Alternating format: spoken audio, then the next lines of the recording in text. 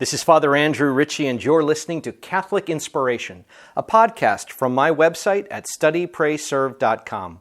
These homilies, presentations, and retreats form part of my ministry as a Catholic priest for the Diocese of Superior. And now I invite you to open your hearts to some Catholic inspiration. Today is Saturday of the 5th week of Easter. Our first reading is taken from Acts of the Apostles, chapter 16, verses 1 to 10. Paul reached also Derbe and Lystra, where there was a disciple named Timothy, the son of a Jewish woman who was a believer, but his father was a Greek.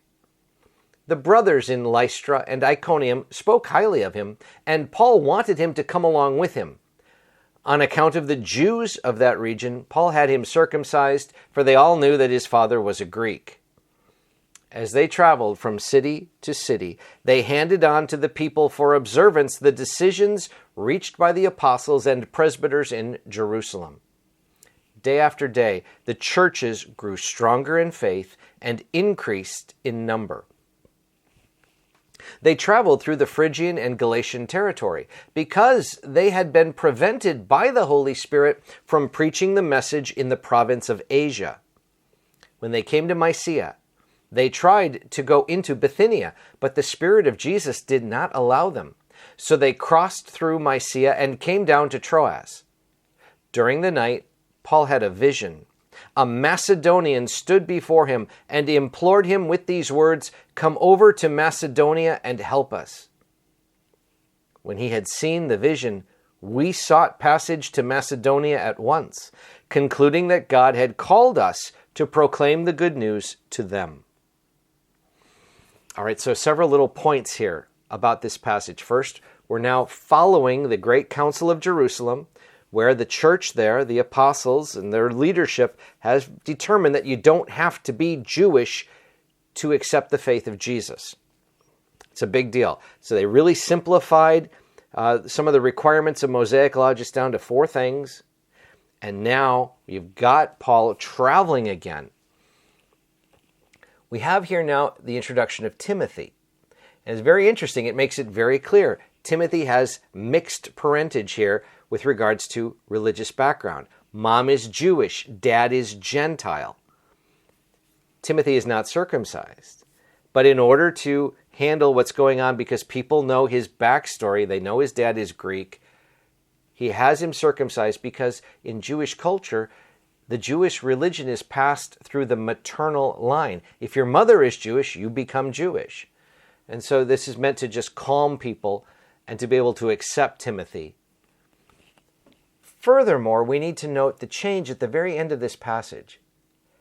It moves from this impersonal explanation. St. Luke now starts saying, we sought passage. He's now including himself. So this is the part where we understand Luke is a part of the journey. He's a part of the group. These are some of his own personal memoirs, if you will, that are being woven into the Acts of the Apostles. All of this, which is helpful, is meant to get to the one thing I want to share with you today. We know that Paul is a man of prayer and fasting. And we understand that this second missionary journey is really guided by the Holy Spirit. But note here that in some cases the Spirit shuts a door, in other cases it opens one. They're told that they were prevented by the Holy Spirit from preaching the message in the province of Asia. We also are told that they didn't go to Bithynia. Why? Because the Spirit of Jesus did not allow them. So the Spirit here has a real active role. They're praying, they're fasting. Lord, lead us. Lord, prompt us. Lord, guide us. But then Paul has this vision of a Macedonian. So Macedonia is the region just north of what we would call modern-day Greece. And here, this is the prompt for the first time for the gospel to be preached in Europe, not in Asia.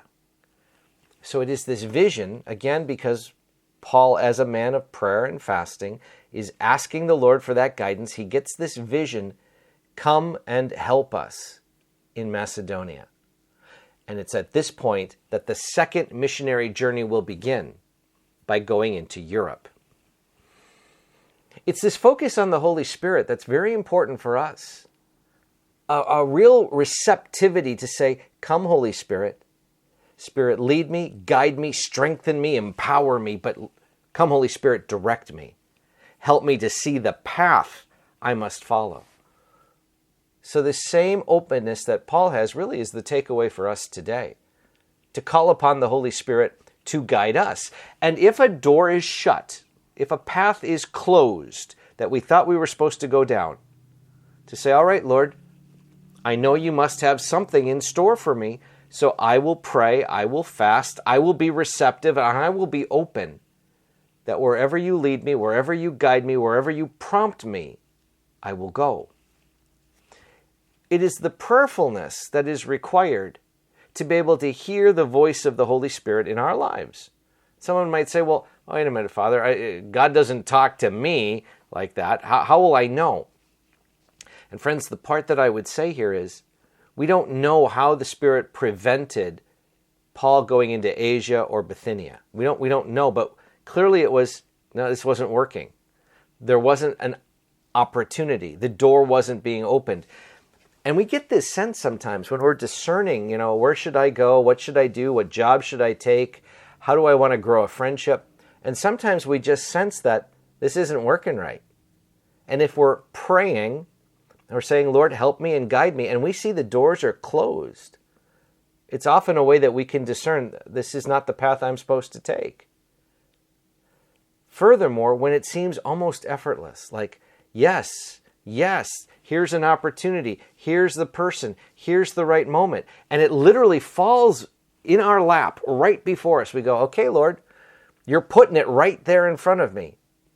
This is where I will plant the flag. This is where I will grow. This is where I will work. This is the path that I will take because you have set it before me. The takeaway then for us today is not only to be aware of the prompting of the Holy Spirit, but to pray every day to say, Lord, help me and lead me to see and then to respond to the path that you've set. Lord, help me to recognize it. Help me to constantly be praying for that awareness and receptivity that I will respond and I will do your will. God bless you all. This is Father Andrew, and I hope this podcast inspires your faith. Now, if you found it helpful, please share it with a friend, and you can help me by leaving a rating and a review. I keep all my listeners in my daily prayers, and I ask for your prayers in return. God bless you, my friends.